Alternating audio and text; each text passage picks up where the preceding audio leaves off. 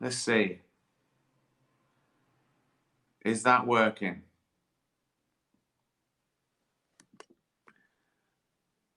Is that working? You're saying yes. If you're lying. Fucking hell. Fucking shit. Fucking Wi-Fi. Fucking phone. Fucking coverage. Fucking shit. Bollocks. Fucking reboot. I mean, what's the fucking point? Why don't things just fucking work?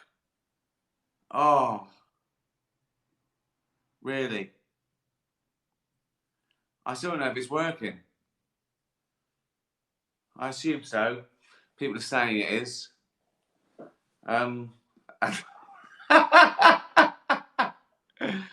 Jesus, I'm not doing this again. I'm going over to Instagram. I gave him a good chance. So, also I can get that sponsored and give loads of money to animal charities. So, you know, they're making a fucking mug of me and you. Everyone, I love the fact that I'm using Twitter to say, everyone go to Instagram. everyone now. I'll tell you now, I'm gonna do Instagram. So everyone watching this, just open an Instagram account and just wait. And I'll tell you. Right, let's get straight to the questions. We've wasted so much time. And now we're going to waste some more with it being broadcast. It's a waste of time not broadcasting this shit, and it's a waste of time broadcasting this shit. So it's lose-lose, in my opinion. Right, questions. Emma, last night, while half asleep, I reached over and accidentally ate a bunch of cat treats, thinking they were salted nuts. Have you ever accidentally eaten something you shouldn't have? Well, all my life, but I meant to. I don't think I've ever eaten anything accidentally. I had horror stories of people glugging fairy liquid because they thought it was a cocktail or something. But no, I've never done that. I mean, taking someone else's beer by mistake, that's horrible. Particularly if they're a dirty bastard with fucking fleas in their beard. That's never nice. Not the food so much as the person. No, I haven't. I remember talking to Carl once, and when he was a kid, he accidentally ate a beetle because he thought it was licorice. I've never done anything that fucking stupid. Oh, that's horrible. Susie says, oh, I often ask if psychiatrists are watching. She says her friend is a psychiatrist and a fan of mine. That's nice. Do you think you would make a good psychiatrist? Don't know. Well, I think I'd try my best, and you know, if I'd learned my trade, I would. But it'd be hard to be dispassionate, to give them the best advice, the best medical advice, where you want to go. There's a great bit in The Sopranos. Oh, I can't tell you, it's a spoiler alert, when he's talking to the psychiatrist. And you want her to tell him something. Anyone who's watched The Sopranos will know what I mean. It'd be hard. It'd just be impossible to not go home and go, oh, met someone today. Oh my God, the things he fucking told me. But I'd do that if I was a spy. I'd come and go, oh, fucking hell. Just let me tell you a few things that I learned today. So I don't know. I think it would be too distressing for me to be trying to help people with terrible problems. Well, not all of them terrible, but you know what I mean. I don't think I'd be good at it, if I'm being honest. No. I wouldn't be a good doctor. I wouldn't. I couldn't go. Oh, I'd go. I'm not touching that. No, no. I'm not. No, I'm not putting my finger up your ass. That's fucking disgusting. Get out. You're a doctor. Fucking no. Freya, who or what got you into starting stand-up comedy? Oh, that's difficult because I wasn't one of those people that always wanted to do it, like watch stand-ups, go, oh, I want to do it for, a young age. As you know, I was a failed musician. I was always sort of funny and always mucking around, and I, secretly thought I'd probably be good at it. But growing up, I never even thought that was an option. Comedian as a job. Um, and I got into it by mistake. And after my failed music career, you sort of lose your nerve in your 30s, don't you? Apparently, if you haven't bungee jumped by the time you're 30, you never will. And I sort of felt a bit like that, and I just got a normal job. And I think the first time I did stand up, I was already doing comedy as a job. So I sort of eased into it. I'd done radio. I think I'd even done some TV, like 11 o'clock show. But what got me into it was I watched a lot of stand-ups. In my old job as Ents manager, I put on stand-ups, and they're all sort of younger than me probably, and I sort of thought, well, some of these are brilliant. We had people like Sean Locke and Harry Hill, and I thought they're amazing. And then some of them, in fact, probably more than half, I thought, well, these aren't very good. These aren't funny. I could do that, but they're making the same money as Sean Locke and Harry Hill. They've got a job. And so that made me start thinking, well, even if I was in the middle, even if I was just an average comic, they're earning. I could do this as a job. So that made me start. Then I started going to comedy clubs, thinking I'll do 5 minutes. I'll do 5 minutes, and eventually I did. I had 3 pints and I did 5 minutes, and I sort of thought, yeah, I could. Yeah, I can do this. But you get better all the time. When you think you're good, you're not, and then a year later you are, and you look back and you go, oh, I wasn't good when I thought I was. And even like after 15 years, I did Humanity. I thought, oh, now I'm a proper stand-up.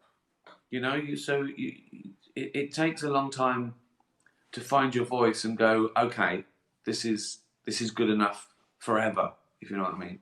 But I'd say it took me 15 years to consider myself a pretty good stand-up. And you've got to keep pushing it. I don't know if that answered your question or not, but it was basically sneaking into it, just sliding into it. And I also thought I should do this because I'm making money as a comedian. I'm writing and I'm popping up on telly and the radio. And I felt that I should sort of earn my wings a little bit. Because you don't want other comedians thinking, why has he got a telly show? He doesn't even do stand-up. So I thought I should do it. You know what I mean? As a sense of sort of responsibility. And it all worked out okay. I'm still annoyed at the Wi-Fi not working. Maybe it wasn't the Wi-Fi. But the Wi-Fi was working because I was on YouTube playing a tune. So it was either my phone or the signal, Vodafone. So, or Twitter. We don't know. So I don't think I should blame the Wi-Fi. So the Twitter, Vodafone, or my phone. Can it be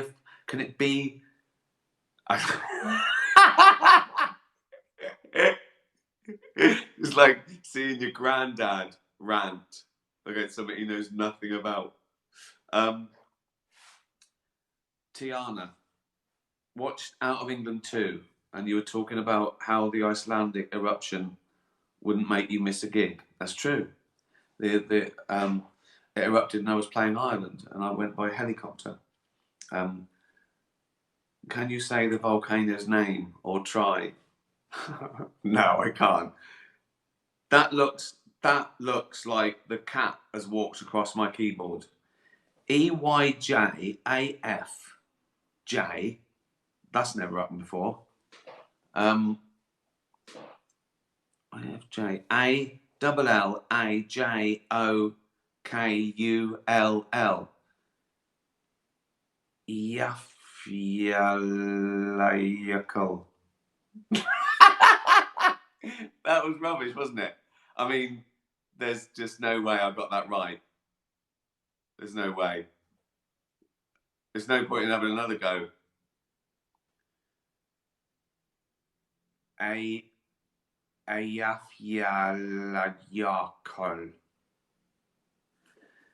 That sounded in my head. That sounded Icelandic. I had a go, all right. I had a go.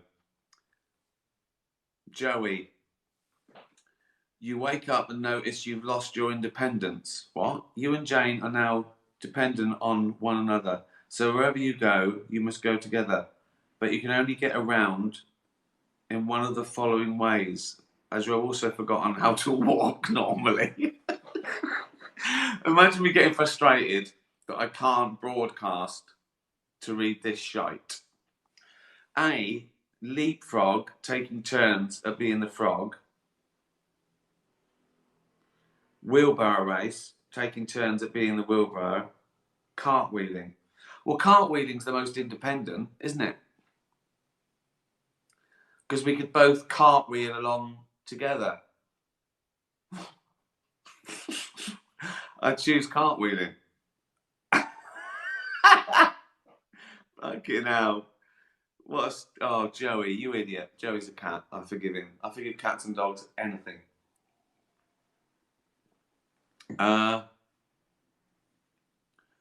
Annabelle, when Derek stopped the car to hug his dad, were you in character while telling the driver to stop? Or were you simply Ricky in director mode? Best TV scene ever. I would have been. I had to get in the car and film it, and I probably just went, "Okay, stop the car now."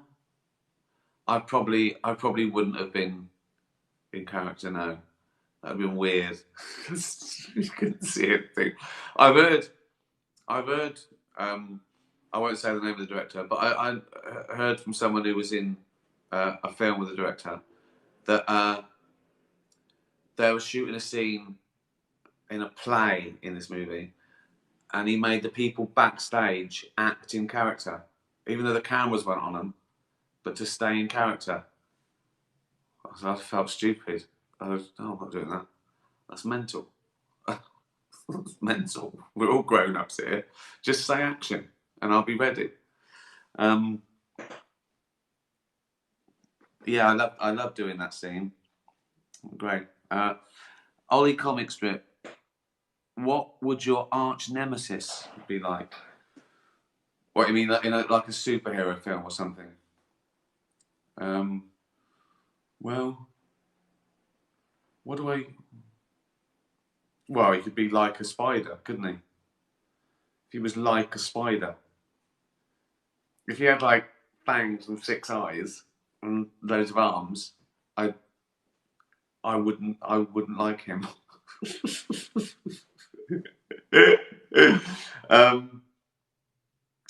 But I assume you've been sort of personality trait or something that gets on my nerves.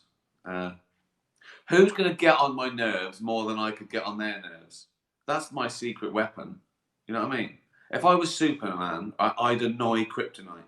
I'd annoy it. I'd go, you little fucking green piece of shit. And Kryptonite would get fed up. I think someone with no sense of humour. That's my nemesis. Someone who just doesn't get anything or doesn't like anything or is offended by everything. That would do my head in. Well, in fact, he could be a normal bloke who just sniffed too much and it crisps loudly. That would do my fucking head in. I'd come out of character. If I, you know, like Clark Kent, he's not wanting to give away Superman. If I was that, if I was Clark Kent and someone was sniffing, I'd go mental. I'd just pick the pub up and throw it right across the fucking lake. They go, "Are you Superman?" I go, "Yeah, sorry, I was fucking twat chewing too loudly." Right. Not everyone. Superman. He's just through. Yeah, sorry. Rupert. Rupert. Hey, you sack of extraordinarily large, blubbering chaff. What is it? Walrus gonads. Oh, chafed walrus gonads. How's okay? How's your hanging fruit today? My thought-provoking topic is this: if you could halt time, fly around the globe, and alter one aspect of humanity and everyone, what would you change and why? Good question, Root, you fat little fucking haggis. What would I change? It's a good one, that. Well, I could save the planet by just making everyone. No one could kill an animal. That would feed everyone. Just make go like that. Everyone's vegan. That would save the planet, wouldn't it? And all the animals. Oh, that would be a pretty good one. It's sort of going that way anyway. But what would I do? Make everyone require evidence. I think a lot of things is based on mumbo jumbo. People believe fucking anything. But I think one of those. I was make everyone as worried about animal cruelty as me. Or logical. It'd be a nice world, wasn't it? If everyone just looked at the evidence, everyone was fair. It's difficult. Or just ask everyone to give me £1. That'd do, wouldn't it? I want to change my first two answers. Everyone buys me a drink. Just everyone buys me a drink. Wherever I am in the world. Yeah, cheers. Just get my drink off everyone. I'd change the fucking Wi-Fi. Change the phone signal. I'd make Vodafone fucking work in Hampstead. Oh dear. Gunnar, you and I are teamed for a bridge game against Stephen Hawking and Bruce the Unicorn. Who the fuck's Bruce the Unicorn? You discover a way to cheat to guarantee us a win. Do we cheat? No, because I've already blown it by you being in on it. I've watched enough films where, you know, people like mafia, they do a hit together, and then one of the ones get worried about the other one knowing, so he has to kill him as well. So I'd have to, if I cheated, I'd have to do it by myself. Not the cheat. I wouldn't cheat. Let's say that I wouldn't cheat. But if you're in on it, I can't trust you, Gunnar. Because one day I'll go, Gunnar knows that I cheated. I have to get rid of Gunnar. So, no, we don't cheat. We just lose to Stephen Hawking and Bruce the Unicorn. What is this?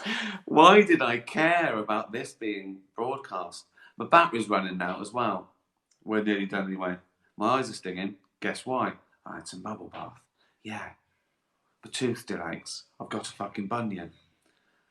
I got Jane to test my temperature twice. She said normal. Well, I feel hot, so maybe the thermometer's broken, like every fucking thing else in the world.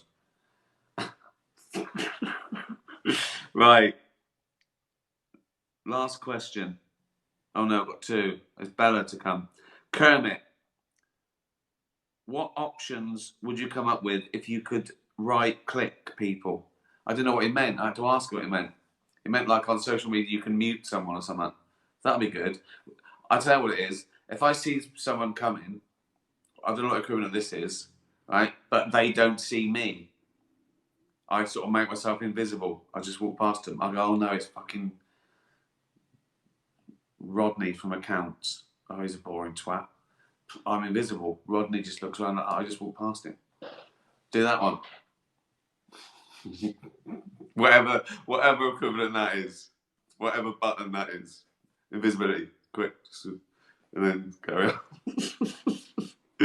Right, last question. Bella. Bella the Bedlington Whippet.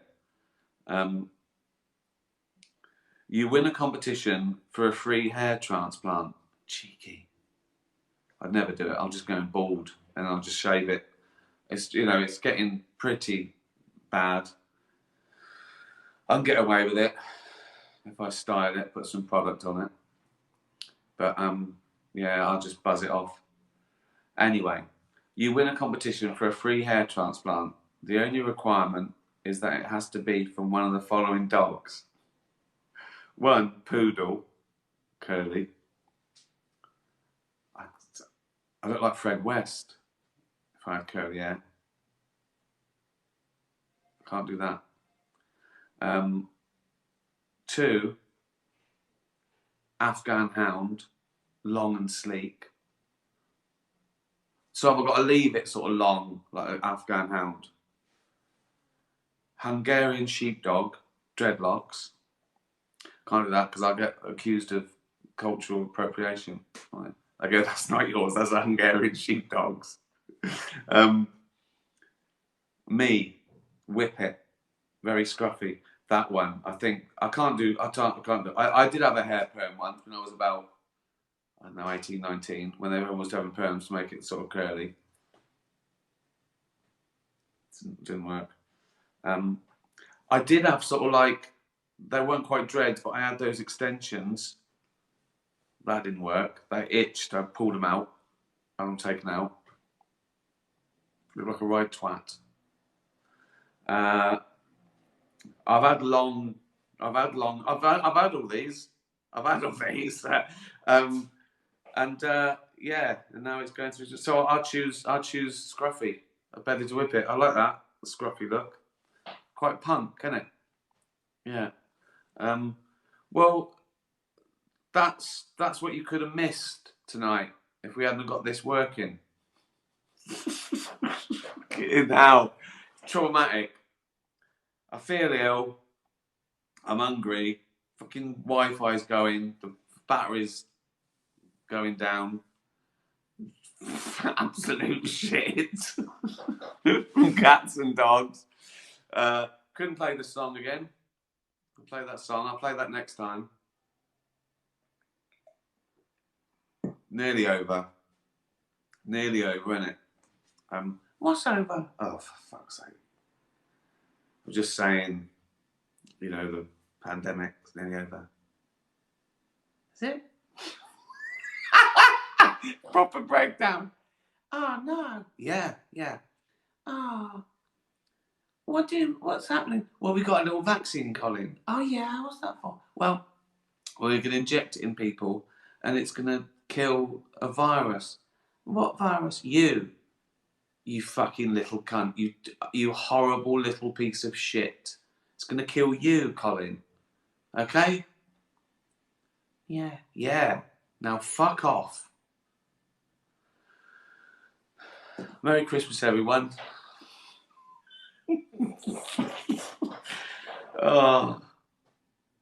Got a gig Sunday. Doing this live 2 to 4. Get your questions in early. So because I have to come back and I'll do this at 6 o'clock if everything goes right, if it works. I'll do a shorter one because I'd have had a hard day, wouldn't I? What's the point of this, really? I mean, life. Stay safe. Be nice to animals. Tatty bye, everyone. Tatty bye.